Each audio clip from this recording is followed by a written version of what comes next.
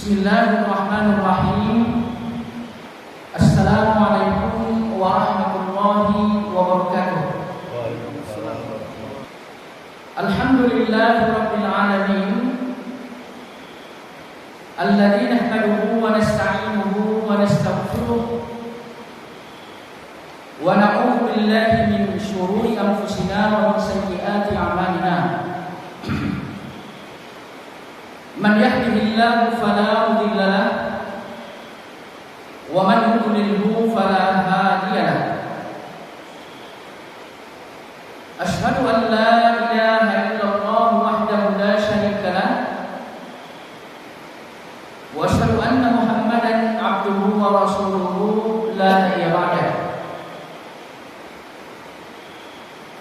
Qala Allah tabaraka wa ta'ala fi kitabil karim, a'udzu billahi minasy syaithanir rajim.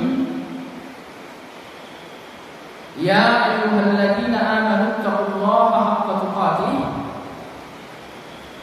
wa la tamutunna illa wa antum muslimun. Jamaah sekalian, bapak-bapak yang saya muliakan, semoga saja Allah Tabaraka wa Ta'ala senantiasa merahmati dan melindungi kita semua, amin, Allahumma amin.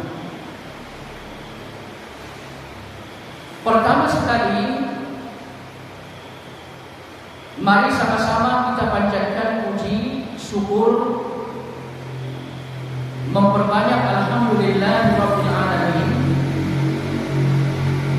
atas nikmat dan karunia yang telah kita dapatkan dari Allah Subhanahu wa Ta'ala. Alhamdulillah, berkah dari nikmat tersebut kita semua pun dapat berkumpul di masjid yang sangat mulia ini dalam rangka melaksanakan sholat subuh secara berjamaah, dan insya Allah akan kita lanjutkan dengan kajian. Semoga saja kita pun dapat memperoleh ilmu yang bermanfaat dari majelis ini, manfaat untuk kehidupan dunia kita dan juga manfaat untuk kehidupan akhirat kita kelak. Kemudian selanjutnya, sholawat dan salam senantiasa tercurahkan kepada Nabi kita, Nabi besar Muhammad SAW, dan semoga juga kita dapat menjalankan ibadah-ibadah kepada Allah sesuai dengan sunnah yang telah diajarkan oleh Nabi kepada kita. Karena perlu diketahui, hadirin sekalian yang saya muliakan, beramal menjalankan ibadah sesuai dengan sunnah merupakan salah satu syarat agar ibadah kita bernilai kebaikan di hadapan Allah Subhanahu wa Ta'ala. Dan jika seandainya kita menjalankan ibadah tanpa memperhatikan sunnah yang dicontohkan oleh Nabi, maka ibadah-ibadah seperti ini sesungguhnya merupakan ibadah yang kosong.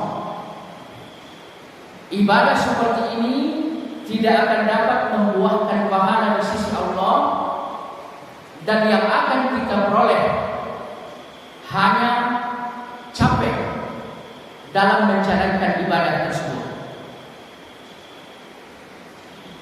Nah, jamaah sekalian rahimakumullah,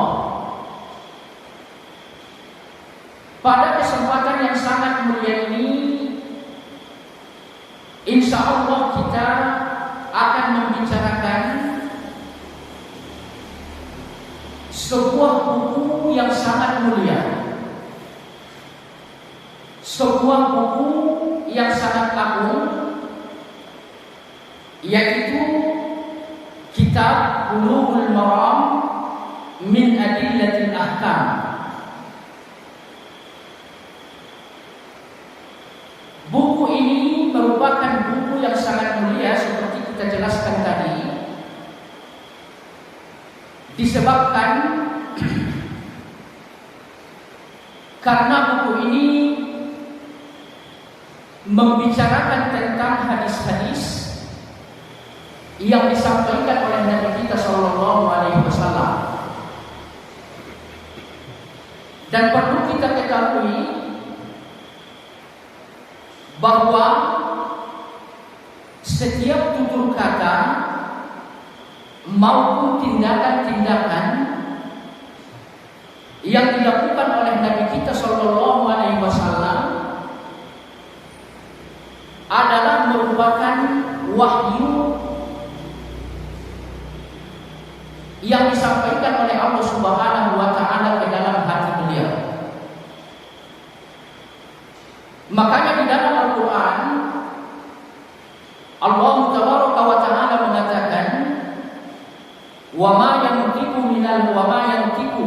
anil hawa in huwa illa wahyu yuha. Bahwa Muhammad itu tidak bertutur sapa atau berucap,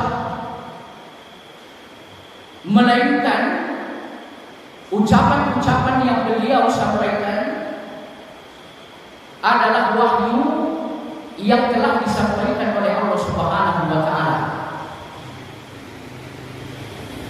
Maka kita katakan kitab ini merupakan sebuah kitab yang sangat mulia, disebabkan karena kitab ini membicarakan hadis-hadis yang disampaikan oleh Nabi kita, dan notabene hadis-hadis ini adalah bagian wahyu yang datang dari Allah Subhanahu wa Ta'ala.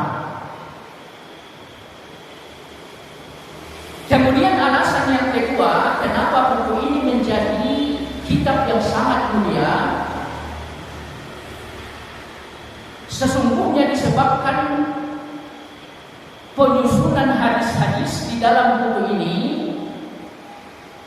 disusun berdasarkan hukum-hukum fikih. Maka oleh karena itu bagi kaum muslimin akan lebih mudah untuk mengetahui dalil-dalil terkait dengan ibadah-ibadah yang hendak dilakukan, terkhusus dalil-dalil yang bersumber dari hadis-hadis yang disampaikan oleh Nabi kita Shallallahu Alaihi Wasallam. Kemudian buku yang akan menjadi sumber kajian kita, yaitu kitab yang mulia ini, ditulis oleh seorang ulama yang sangat agung. Beliau bernama Ibnu Hajar Al-Asqalani. Keagungan beliau sesungguhnya diakui oleh ulama-ulama sejagat raya, baik ulama-ulama terdahulu maupun ulama-ulama masa sekarang. Nah, adanya pengakuan atas keagungan beliau dari kalangan ulama-ulama kita, sesungguhnya hal ini disebabkan karena keluasan ilmu beliau. Bahkan di dalam ilmu yang berkaitan dengan hadis, beliau dijuluki dengan Al-Hafidh. Dan seperti kita ketahui bahwa julukan Al-Hafidh ini tidak sembarang diberikan kepada semua orang. Julukan Al-Hafidh hanya diberikan kepada orang yang telah menghafalkan hadis sebanyak 100.000 baik ia secara matan atau secara sanad. Nah, ternyata imam yang mulia Ibnu Hajar Al-Asqalani dapat melakukan hal yang demikian sehingga dia dijuluki dengan Al-Hafidh. Jadi berbeda jamaah sekalian dengan istilah keilmuan yang ada di kita. Kalau di kita yang disebut dengan Al-Hafidh adalah orang yang telah menghafalkan Al-Quran sebanyak 30 juz.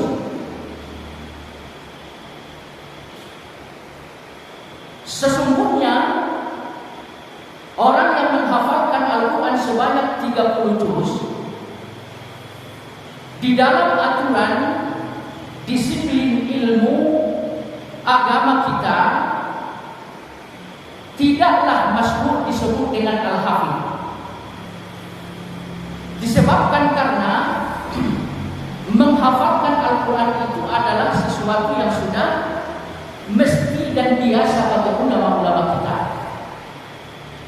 Jadi orang yang luar biasa sehingga dia mendapatkan julukan Al-Hafidh adalah ulama-ulama yang betul-betul menguasai sampai 100.000 hadis sanadan wa matnan, berdasarkan sanadnya dan juga matan-matan hadis tersebut. Kemudian alasan kedua kenapa imam yang mulia Ibnu Hajar Al-Asqalani merupakan imam yang sangat agung. Hal ini disebabkan karena beliau adalah orang yang telah membuktikan ilmunya dengan tatanan yang lebih konkret, yaitu amal saleh. Jadi beliau selain memiliki ilmu yang luas, ternyata amal-amal saleh beliau juga luar biasa. Dan ini merupakan akhlak yang sangat agung terhadap ilmu. Karena kita ketahui hadirin sekalian bahwa hak dari ilmu yang telah kita miliki adalah diamalkan. Dan pengamalan terhadap ilmu sesungguhnya telah dilakukan oleh Syekh yang mulia yaitu Ibnu Hajar Al-Asqalani. Dan berbeda dengan ulama-ulama yang ada di zaman kita sekarang jamaah sekalian.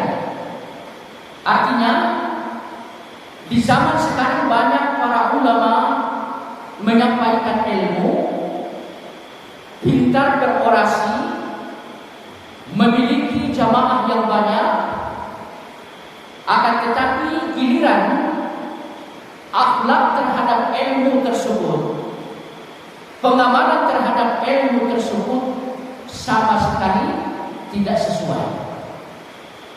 Maka oleh karena itu hadirin sekalian yang saya muliakan, karena hal ini merupakan salah satu bentuk keagungan penulis kitab yang mulia ini, kita pun mesti berupaya mencontoh beliau dalam mengamalkan ilmu yang telah kita ketahui.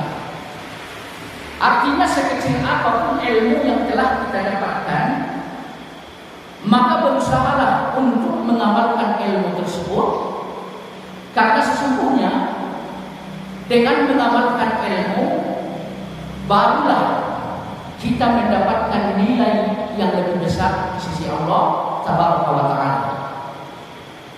Dan bahkan yang paling penting untuk kita pahami bahwa mengamalkan ilmu adalah perbedaan orang Islam dengan agama-agama yang lain. Hal ini seperti ditegaskan oleh Allah di surat Al-Fatihah, bahwa sesungguhnya orang-orang yang mendapatkan nikmat adalah orang-orang yang berilmu, kemudian mereka pun menjalankan ilmu tersebut dalam kehidupan sehari-harinya. Adapun orang-orang yang disesatkan dan dimarahi oleh Allah, yaitu orang-orang yang berilmu tapi tidak mengamalkan atau orang-orang yang sebaliknya tidak memiliki ilmu tapi menjalankan amal sepanjang hari. Jamaah sekalian rahimakumullah,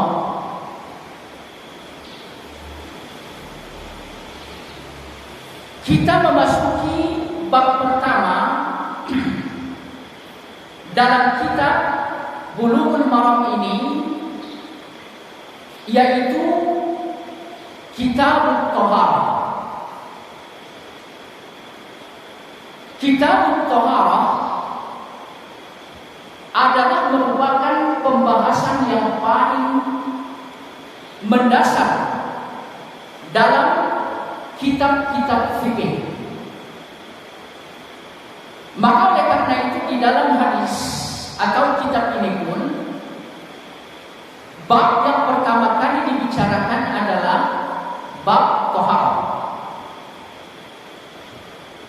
Nah, sekarang persoalannya, kenapa bab thaharah menjadi persoalan yang sangat penting? Nah, hal ini disebabkan karena thaharah atau bersuci merupakan salah satu syarat yang diperlukan apabila kita hendak melakukan ibadah kepada Allah Subhanahu wa taala. Sebagai contoh, misalkan salat. Nah, salat ini tidak akan diterima atau bahkan tidak akan sah apabila kita tidak menempuh thaharah terlebih dahulu. Kemudian hal yang sama juga ketika kita bertawaf misalkan, hal ini pun tidak akan sah apabila kita tidak melakukan bersih-bersih terlebih dahulu. Maka oleh karena itu hadirin sekalian yang saya muliakan, di dalam thaharah atau bab bersuci, media yang dibutuhkan yang pertama adalah air. Kemudian kalau misalkan tidak ada air, kita baru boleh berpindah untuk mencari media-media yang lain. Jadi oleh karena itu, dalam kitab thaharah, persoalan pertama yang dibahas di sini adalah bab tentang penjelasan air yang dapat kita gunakan untuk bersuci atau berthaharah. Nah, jamaah sekalian, bapak-bapak yang saya muliakan, hadis yang pertama terkait dengan air yang dapat kita gunakan untuk bersuci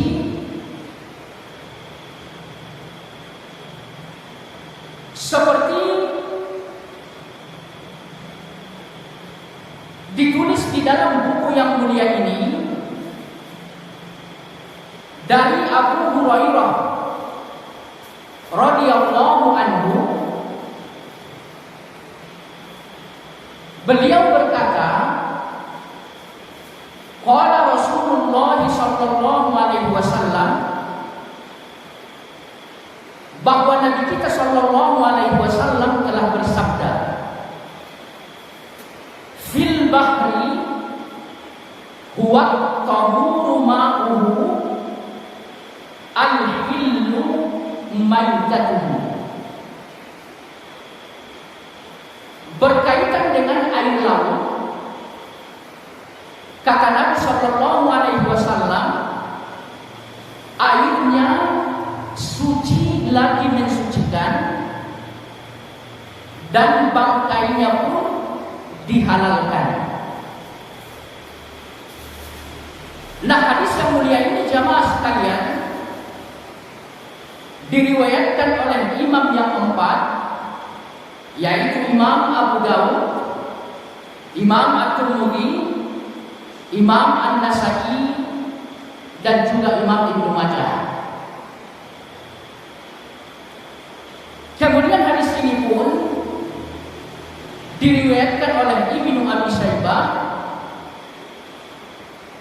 dan lafaz yang ada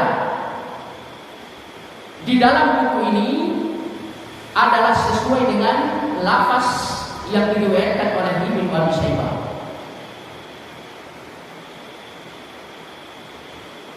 Nah, jamaah sekalian yang saya muliakan,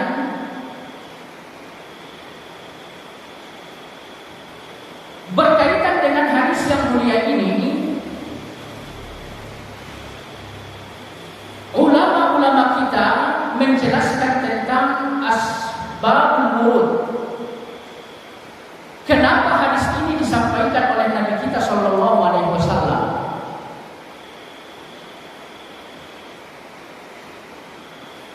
Seperti diriwayatkan dalam kitab Muwatta yang ditulis Imam Malik, bahwa hadis yang mulia ini disampaikan oleh Nabi kita sebagai jawaban terhadap pertanyaan yang disampaikan oleh sahabat-sahabat Nabi kita Shallallahu Alaihi Wasallam. Dan sahabat tersebut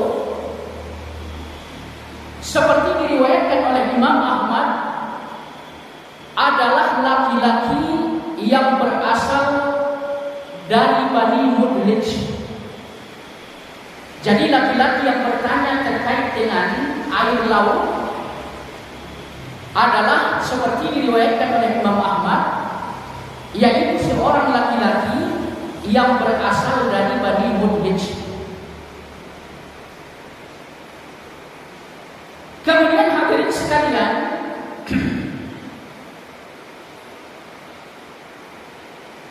Imam At-Tabarani mengatakan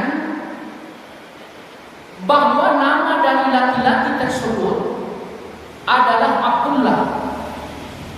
Ya Pak ya?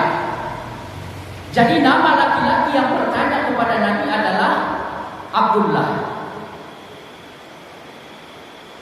Nah, laki-laki ini bertanya kepada Nabi kita Shallallahu Alaihi Wasallam, ya Rasulullah,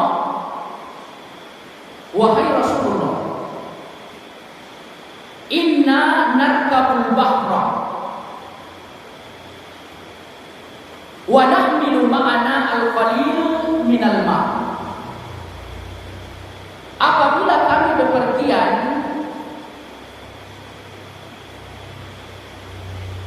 untuk menempuh perjalanan laut,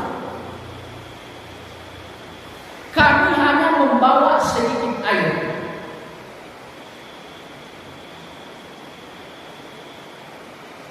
Maka apabila kami menggunakan air yang sedikit ini untuk berwudu, atisna, sesungguhnya tidak ada lagi persiapan untuk minum. Maka dengan demikian, sahabat ini bertanya tentang hukum air laut. Lalu kemudian Nabi Shallallahu Alaihi Wasallam pun menjawab pertanyaan tersebut dengan hadis yang kita bacakan tadi. Kemudian yang kedua, kenapa sahabat tersebut menanyakan tentang keadaan air laut kepada Nabi kita? Sesungguhnya hal ini disebabkan karena air laut tersebut berbeda dengan air yang dijelaskan oleh Allah di dalam Al-Quran, yang mesti kita gunakan sebagai media untuk bersuci. Seperti difirmankan oleh Allah di dalam Al-Quran, wa nunazzilu 'alaikum minas sama'i ma'an liyutahhirakum bihi. Kata Allah Subhanahu wa taala, kami telah menurunkan kepada kalian minas sama, dari langit, ma'an, air, liyutahhirakum bihi, untuk kalian gunakan sebagai alat untuk bersuci.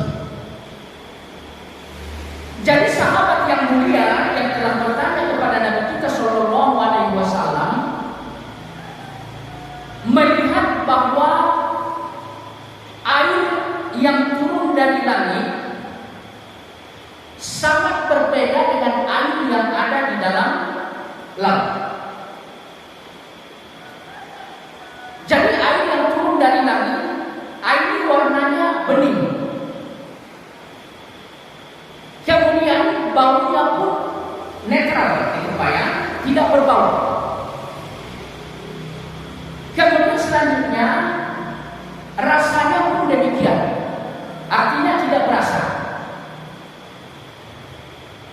Nah, sementara air laut kita ketahui bahwa warnanya biru, kemudian rasanya pun asin, kemudian baunya pun agak amis. Jadi disebabkan karena adanya perbedaan fisik, sahabat yang mulia yang bernama Abdullah tadi pun bertanya kepada Nabi kita Shallallahu Alaihi Wasallam. Nah, Nabi kita menjelaskan bahwa air laut itu hukumnya suci dan dapat mensucikan.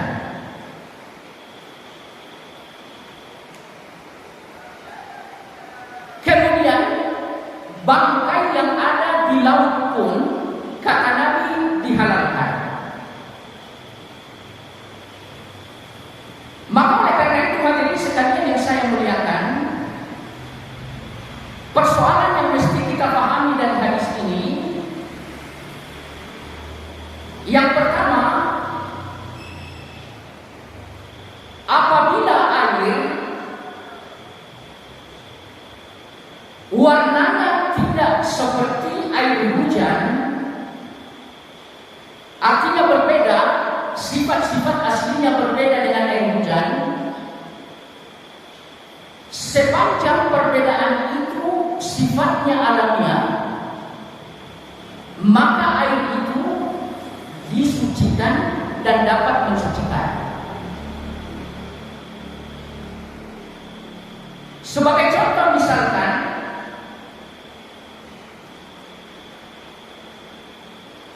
apabila air seperti sungai misalkan di musim hujan seperti ini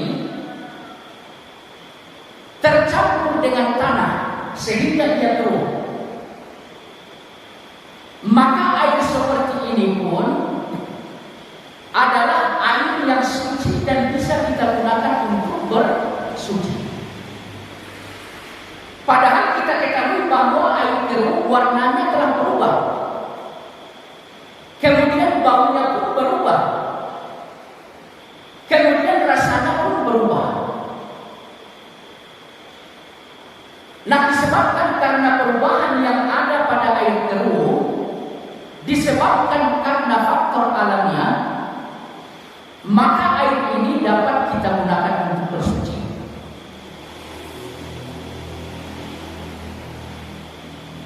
Kemudian yang kedua,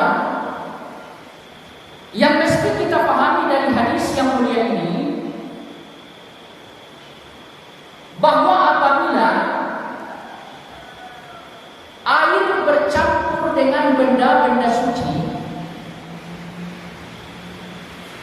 sepanjang air itu dinamakan dengan air mutlak,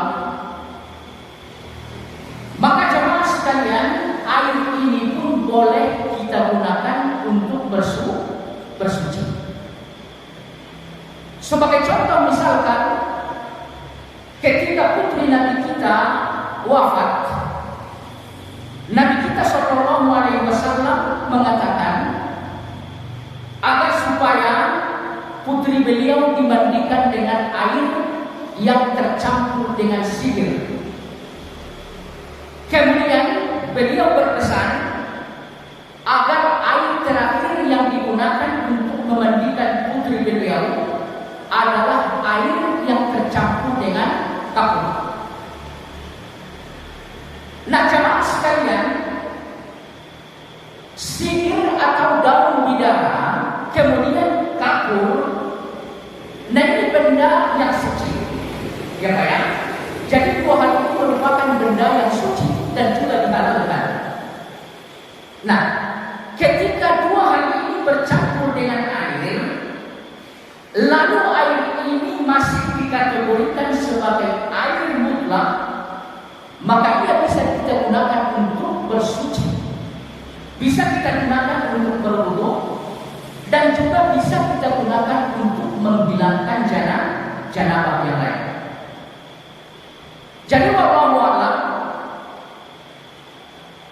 hal ini perlu diketahui ya Pak ya, perlu diketahui karena sesungguhnya banyak persoalan-persoalan terkait dengan air disebabkan karena terlalu berhati-hati sehingga ia mengabaikan air yang sesungguhnya dihalalkan dan disucikan bagi kita. Sehingga banyak yang mengatakan bahwa air ada yang mustakmal misalkan, ya, disebabkan karena asumsi adanya air yang mustakmal, ya, banyak kaum muslimin yang berpegang teguh terhadap pendapat ini sehingga mereka tidak leluasa untuk mendapatkan air.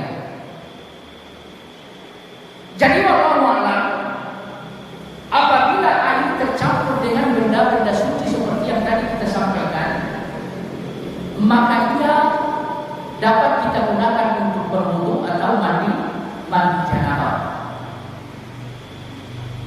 Terkecuali apabila air yang tercampur dengan benda-benda suci tersebut tidak lagi disebut dengan air mutlak. Sebagai contoh misalkan air ketika kita campur dengan teh, seperti minuman yang ada di sini Pak ya. Nah ini minuman ini tidak lagi disebut dengan air mutlak, tapi dikatakan air teh. Nah kalau misalkan namanya udah berubah, nah ini air seperti ini suci dan ia tidak dapat mensucikan. Artinya air teh ya suci, kita boleh minum. Tapi air teh boleh tidak digunakan untuk berwudu atau mandi janabah? Sesungguhnya tidak. Baik. Kemudian persoalan ketiga yang mesti kita pahami dari hadis yang mulia ini, bahwa Nabi kita mengatakan bangkai yang ada di laut, ini hukumnya dihalalkan. Wallahu a'lam hadirin jamaah sekalian yang saya muliakan. Sebabnya ulama ada yang mengatakan jika ikan tersebut matinya di luar laut atau di daratan, maka ini dianggap bangkai dan tidak dihalalkan. Sesungguhnya pendapat ini ya bertentangan dengan hadis yang mulia ini, bahwa Nabi telah jelas mengatakan di dalam hadis ini, setiap bangkai yang ada di laut hukumnya adalah halal. Nabi di sini tidak membicarakan mesti matinya di dalam laut, tidak. Jadi oleh karena itu ikan-ikan yang mati itu halal bagi kita. Dan tidak satu ulama-ulama yang memerintahkan agar kita menyembelih ikan-ikan yang hidup di laut tersebut. Jadi wallahu a'lam, ikan hidup di laut atau hidup di sungai air tawar gitu Pak ya, ini tidak dianjurkan dan tidak satu ulama yang mengatakan mesti disembelih. Dan bahkan di dalam hadis Nabi kita mengatakan ada dua bangkai yang dihalalkan bagi kita. Yang pertama as-samak, bangkai ikan. Kemudian yang kedua al-jarab, yaitu bangkai belalang. Jadi oleh karena itu hadirin sekalian yang saya muliakan,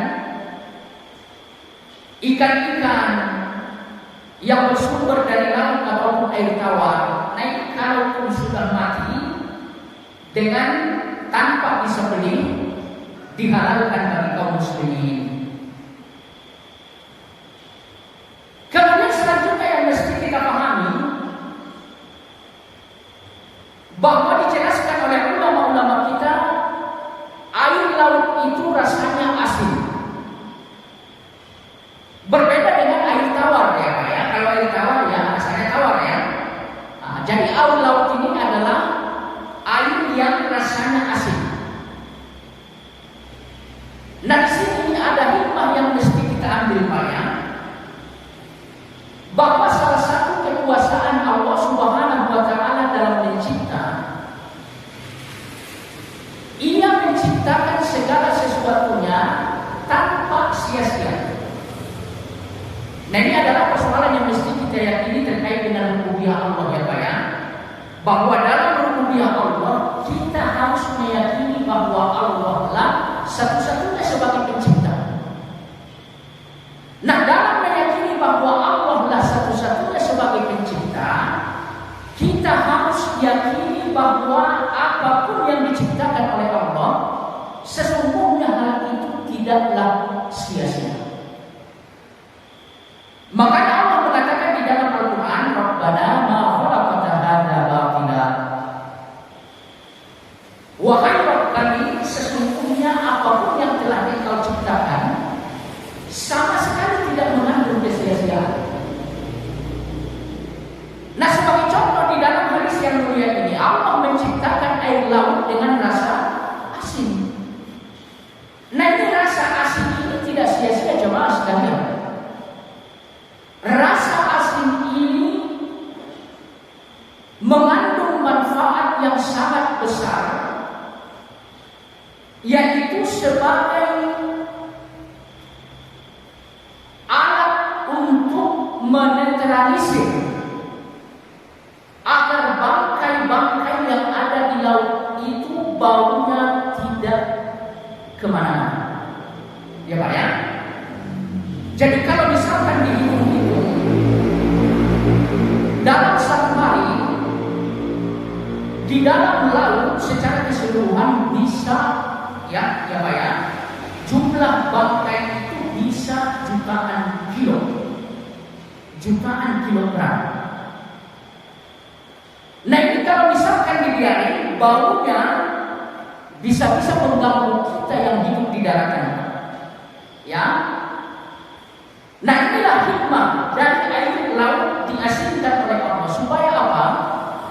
Bau dari bangkai yang jumlahnya begitu banyak di lautan tidak keluar, artinya dapat dinetralisir oleh zat garam yang ada di air laut tersebut.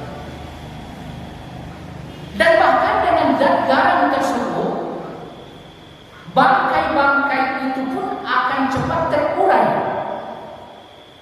sehingga ia tidak menyebabkan bakteri atau penyakit bagi kita yang hidup di alam semesta ini. Jadi kalau misalkan bangkai itu tidak terurai, ya bakteri kemana-mana, virus kemana-mana. Ya, kita yang hidup di dunia ini akan mudah terkena penyakit macam-macam. Nah, ini hikmahnya. Nah, sebagai contoh misalkan hadirin sekalian, Allah Subhanahu wa taala menciptakan air mata bagi manusia. Nah, ini air mata ini kira-kira rasanya apa, Pak? Rasanya asin. Kandungannya sama dengan air laut, yaitu asin, memiliki zat garam. Nah, ini asinnya air mata bagi manusia fungsinya apa? Agar supaya manusia saat matanya dijatuhi benda lain, benda itu dapat hancur dengan segera. Jadi daya hancur zat garam tersebut, ya, merupakan daya yang sangat kuat, sehingga benda yang masuk kepada mata kita, ke dalam mata kita akan hancur, kemudian kita bebas dari ancaman bahaya. Jadi wallahu a'lam, ini adalah hikmah yang mesti kita ambil dari hadis yang mulia ini. Kemudian selanjutnya hadirin sekalian yang saya muliakan,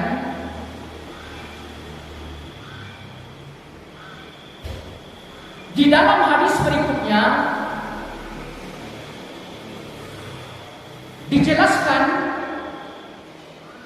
dari Abu Sa'id Al-Khudri.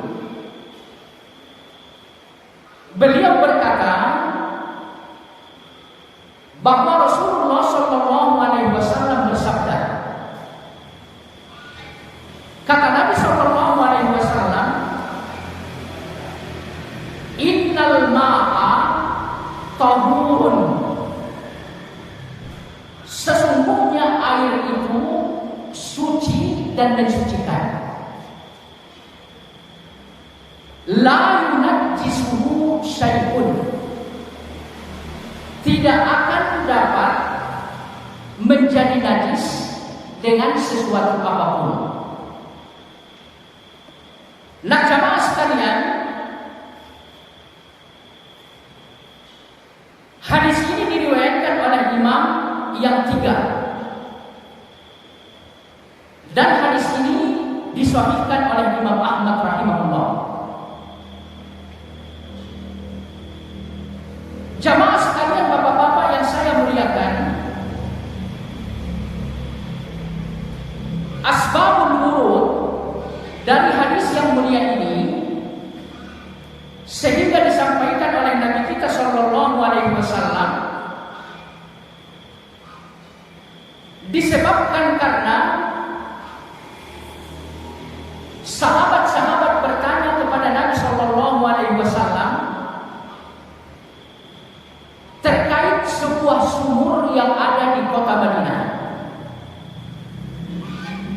Nah, sahabat itu bertanya kepada Nabi kita, ana tawadda'u min bi'ri bidha'ah.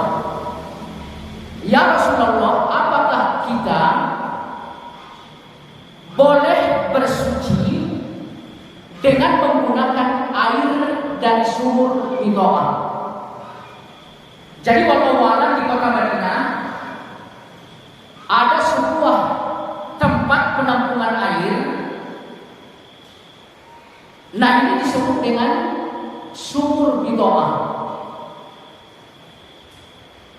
Hanya saja penampungan air ini dijelaskan bersumber dari air yang mengalir. Jadi tidak seperti sumur yang ada di kita, Pak, ya. Jadi kalau sumur yang ada di kita, ya tanah digali gitu ya, kemudian air yang ada di dalam itu tidak mengalir.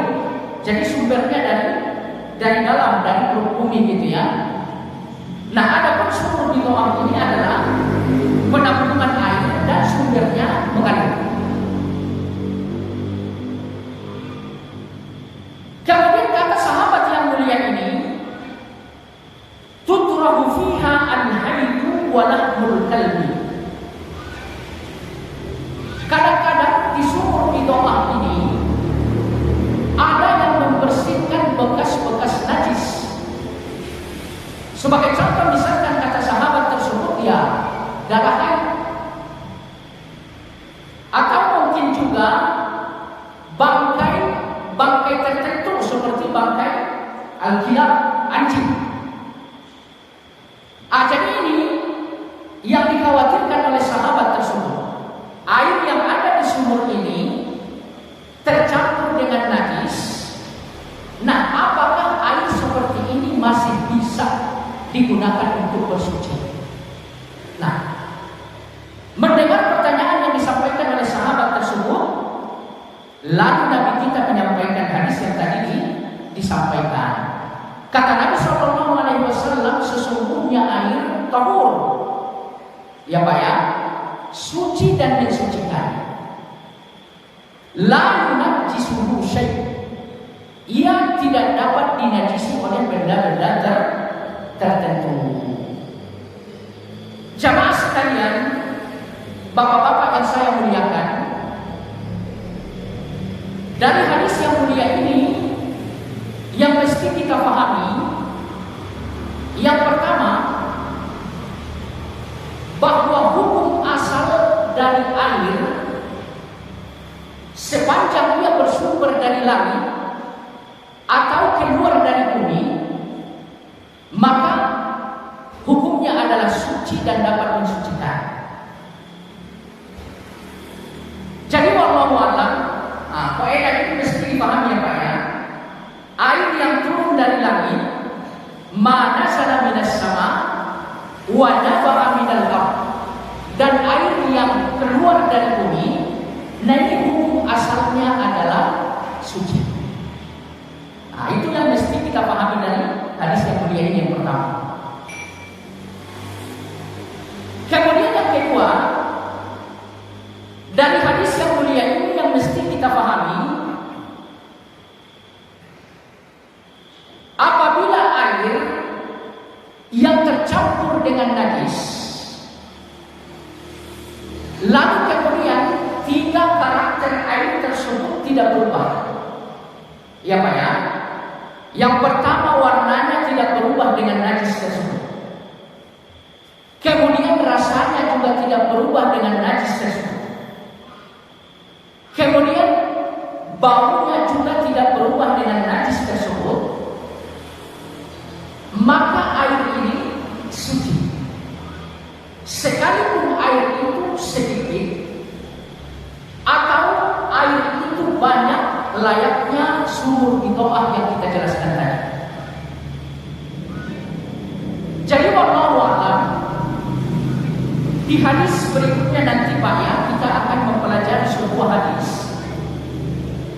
yang disampaikan oleh Nabi bahwa air yang suci terkait dengan ukuran 2 kullah. Nah, dengan hadis ini ulama-ulama kita berbeda pendapat ya Pak ya, memahami hadis tentang 2 kullah. Insya Allah nanti akan kita pelajari. Nah, itu ulama-ulama kita berbeda pendapat. Nah, pendapat yang pertama mengatakan ya, ukuran 2 kullah itu ya sesuatu yang tidak mungkin terjadi. Artinya nggak bisa diterima sebagai ketetapan hukum. Kenapa demikian? Karena spesifikasi untuk 2 kullah tersebut tidak dijelaskan oleh Nabi kita Shallallahu Alaihi Wasallam berapa jumlahnya, berapa ukurannya. Sehingga apa? Sehingga ulama-ulama kita sendiri pun berbeda pendapat terkait penetapan jumlah untuk 2 kullah. Ya Pak ya. Jadi mereka berbeda pendapat. Sebagai contoh misalkan Imam An-Nawawi mengatakan, ya 2 kullah itu air berjumlah seperti ya Pak ya, air yang berjumlah dalam sebuah wadah yang berukuran 1 siku ditambah 1/4, baik ukuran luasnya atau ukuran kedalamannya. Jadi luasnya ini nih Pak, kemudian ditambah 1/4. Kemudian ke sini pun sama seperti itu. Jadi persegi 4 dengan ukuran 1 siku 1/4. Kemudian dalamnya juga seperti itu. Nah, ini air yang mencapai 2 kullah berdasarkan apa yang disampaikan oleh Imam An-Nawawi rahimahullah. Kemudian ulama-ulama yang lain seperti mazhab Abu Hanifah misalkan menjelaskan ya, ukuran air 2 kullah tersebut yaitu sebuah air yang ditampung dalam wadah. Saat kita goyang dari satu sisi yang lain itu nggak bergerak. Nah, itu ukuran 2 kullah berdasarkan mazhab Abu Hanifah. Kemudian masih banyak lagi pendapat-pendapat yang lain ya Pak ya terkait dengan ukuran 2 kullah ini. Intinya tidak ada ukuran yang disepakati terkait berapa 2 kullah tersebut. Nah, ini yang pertama Pak ya. Baik. Kemudian yang kedua, hadis tentang 2 kullah. Ini sebagian ulama mengatakan hadis ini adalah hadis muttariq, hadis yang berpuncak. Kenapa demikian hadirin sekalian yang saya muliakan? Dikarenakan lafaz hadis ini ada 3 riwayat. Riwayat yang pertama mengatakan 2 kullah, ya Pak ya. Kemudian riwayat yang kedua mengatakan kullatan, 1 kullah. Kemudian riwayat yang ketiga mengatakan 3 kullah. Jadi dengan adanya riwayat yang berbeda-beda terkait dengan matan hadis ini, maka sebagian ulama mengatakan hadis tersebut adalah hadis muttariq. Nah, ini yang disampaikan oleh Imam As-San'ani dalam kitab beliau Subulus Salam. Jadi disebabkan karena dua hal tadi, maka sebagian ulama mengatakan tidak mesti air yang banyak yang tercampur dengan najis tidak menjadi najis kalau warnanya tidak berubah. Air yang sedikit pun sekalipun tercampur dengan najis, kalau warnanya tidak berubah, rasanya tidak berubah, baunya tidak berubah, ini tidak najis. Ini bisa kita gunakan untuk bersuci. Inilah pendapat yang disampaikan oleh mazhab Maliki.